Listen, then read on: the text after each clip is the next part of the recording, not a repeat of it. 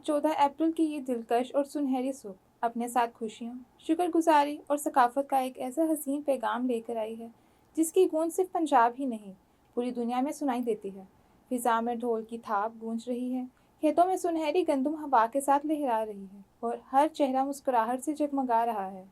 یہ منظر اس بات کا اعلان کر رہا ہے کہ آج کوئی عام دن نہیں، محنت، امید اور کامیابی کا جشن ہے۔ جی ہاں، آج بیساکھی ہے، ایک ایسا تہوار جو صدیوں سے انسان اور زمین کے رشتے کو مضبوط بناتا آ رہا ہے۔ بیساکھی، جسے وساکھی بھی کہا جاتا ہے، دراصل ایک زرعی، ثقافتی اور مذہبی تہوار ہے جو ہر سال اپریل کے وسط میں منایا جاتا ہے۔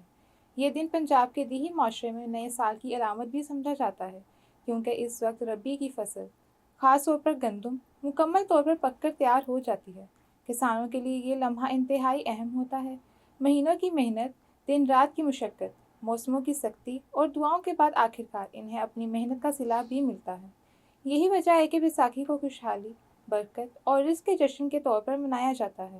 دیہاتوں میں صبح سویرے کسان اپنے کھیتوں کا رخ کرتے ہیں، فصلوں کو دیکھ کر اللہ کا شکر ادا کرتے ہیں۔ بعض مقامات پر پہلی کٹائی سے پہلے خصوصی دعائیں بھی کی جاتی ہیں۔ کئی جگہوں پر زمین کو چومنے اور اس کا شکریہ ادا کرنے کی روایت بھی موجود ہے، جو اس بات کی علامت ہے کہ زمین کو ماں کا درجہ دیا جاتا ہے۔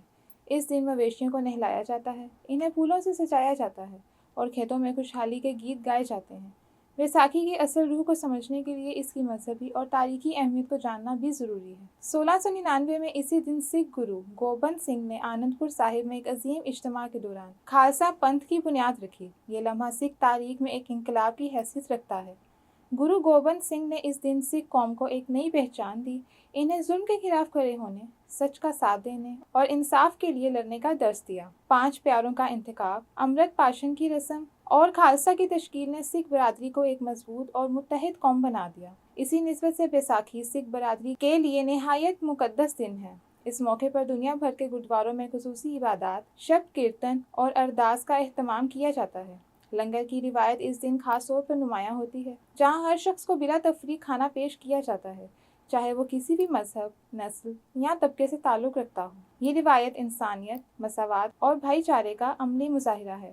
پاکستان میں بیساکھی کی تقریبات ایک منفرد روحانی اور ثقافتی رنگ لے کے آتی ہے۔ ننکانہ صاحب، جو سکھ مذہب کے بانی بابا گرو نانک کی جائے پیدائش ہے، اس دن دنیا بھر سے آنے والے سکھ یاتریوں سے بھر جاتا ہے۔ یہاں خصوصی دعائیں، مذہبی رسومات اور اجتماعات منعقد ہوتے ہیں۔ اسی طرح پنجہ صاحب، حسن ابدال اور گرودوارہ دربار صاحب کرتارپور بھی بیساکھی کے موقع پر عقیدت مندوں کا مرکز بن جاتے ہیں۔ کرتارپور کوریڈور کے ذریعے بھارت سے آنے والے یاتری بھی اس خوشی میں شریک ہوتے ہیں، جو دونوں ممالک کے درمیان مذہبی ہم آہنگی کے ایک خوبصورت مثال ہے۔ بیساکھی کا ثقافتی پہلو بھی انتہائی دلکش اور رنگین ہے۔ پنجاب کے دیہاتوں میں بڑے بڑے میلے لگتے ہیں، جہاں روایتی کھیل، جھولے، دستکاریوں کی نمائش اور کھانے پینے کے سٹالز لوگوں کو اپنی طرف متوجہ کرتے ہیں۔ ڈھول کی تھاپ جس پر پاؤں تھرکتے ہیں، نوجوان لڑکے بھنگڑا جبکہ لڑکیاں گدا میں اپنی ثقافت کا دلکش اظہار کرتی ہیں۔ لوک گیت اور کہکہوں کی آوازیں اس دن کی خوشیوں کو دوبالا کر دیتی ہیں۔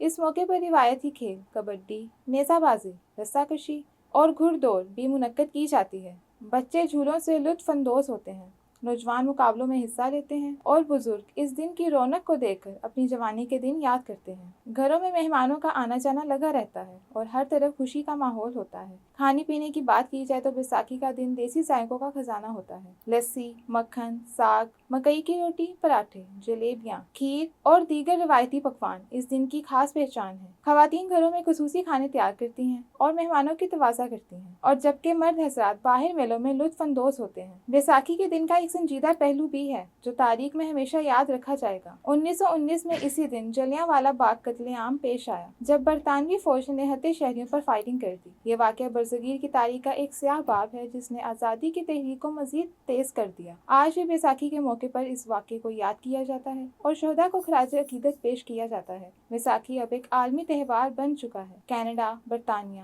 امریکہ اور آسٹریلیا سمیت دنیا کے کئی ممالک میں بیساکھی کی شاندار پریڈز اور تقریبات منعقد ہوتی ہیں۔ یہ تقریبات نہ صرف سکھ برادری بلکہ دیگر قوموں کے لوگوں کو بھی اپنی طرف متوجہ کرتی ہیں، جس سے ثقافتی ہم آہنگی کو فروغ ملتا ہے۔ معاشی طور پر بیساکھی ایک اہم موقع ہوتا ہے۔ گندم کی خرید و فروخت میں اضافہ ہوتا ہے، منڈیاں آباد ہو جاتی ہیں اور دیہی معیشت کو نئی زندگی ملتی ہے۔ کپڑوں، زیورات، کھانوں اور دستکاریوں کی فروخت بڑھ جاتی ہے، جس سے گھریلو انڈسٹری اور چھوٹے کاروبار کو فروغ ملتا ہے۔ اگر بیساکھی کے پیغام کو گہرائی سے دیکھا جائے تو یہ صرف ایک تہوار نہیں، زندگی کا ایک سبق ہے۔